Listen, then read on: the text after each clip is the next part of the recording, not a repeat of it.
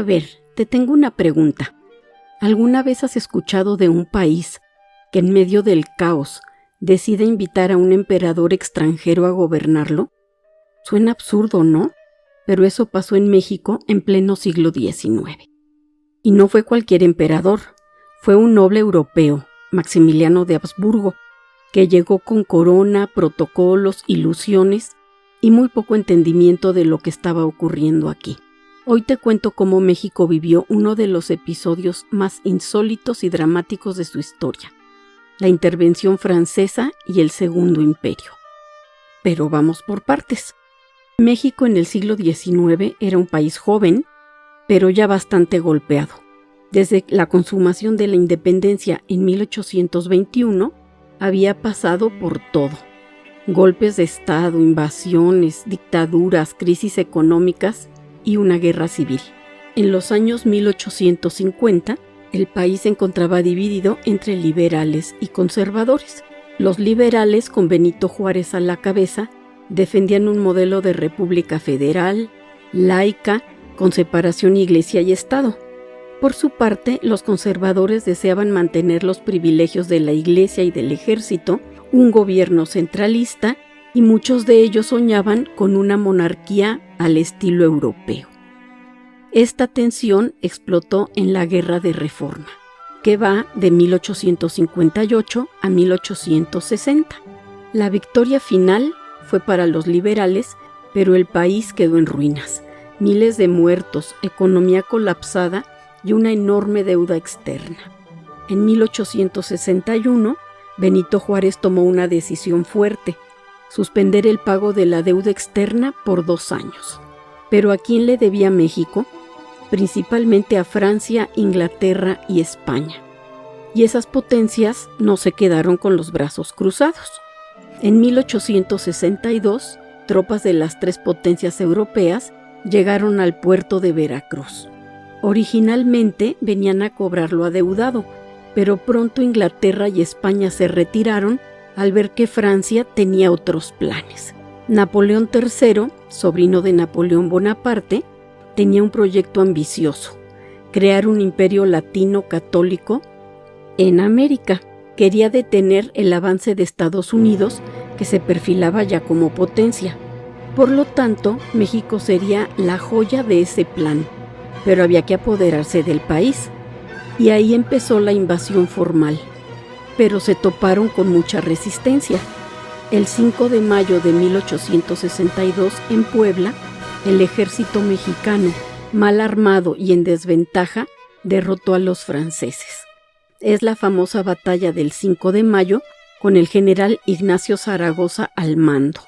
Esa victoria dio esperanza, pero fue momentánea. Francia enviaría más tropas, más armamento y tomaría la Ciudad de México en 1863. Y ahora lo insospechado. Napoleón III y los conservadores mexicanos decidieron que México necesitaba un emperador europeo. Buscaron a alguien de sangre real, pero que estuviera disponible. Lo encontraron en Maximiliano de Habsburgo, archiduque de Austria y hermano del emperador Francisco José. Maximiliano aceptó el ofrecimiento de la corona mexicana con la condición de que el pueblo lo aceptara como emperador. Así que se organizó una consulta amañada y le hicieron creer que lo esperaban con los brazos abiertos.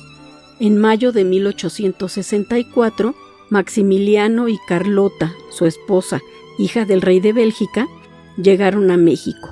Se instalaron en el castillo de Chapultepec, transformándolo en residencia imperial. Maximiliano llegó con ideas progresistas. Apoyó las leyes de reforma, impulsó la educación, limitó los privilegios de la aristocracia, pero eso desilusionó a los conservadores.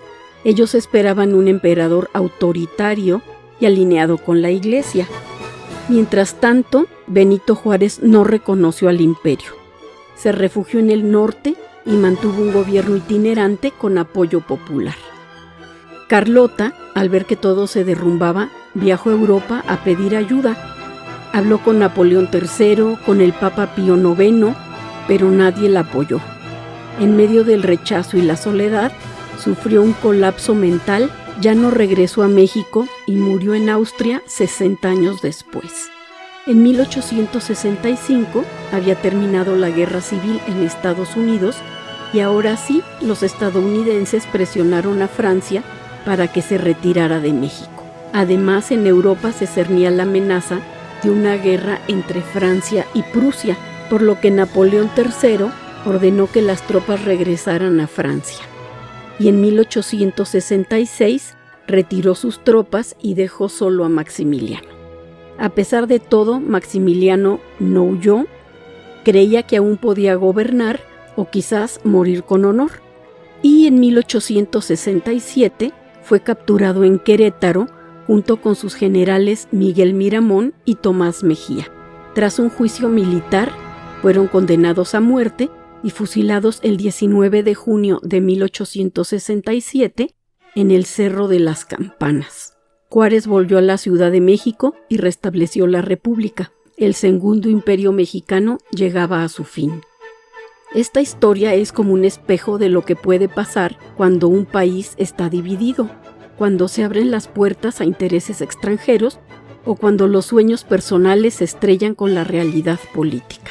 Maximiliano no fue un tirano, quizá fue idealista, pero eso sí, profundamente desconectado del México real. Y ahora, a manera de reflexión, unas preguntas para ti. ¿Crees que México aprendió de ese episodio? ¿O seguimos repitiendo de otra forma la historia de dejar que otros decidan por nosotros? Esto fue Historia para Llevar. Gracias por escuchar. Si te gustó el episodio, compártelo y síguenos en Instagram como Campus Digital para que conozcas la información sobre los cursos y las charlas que se ofrecen. En breve se dará un curso justamente sobre la intervención francesa y el Segundo Imperio Mexicano. Conoce los detalles en Instagram. Hasta luego.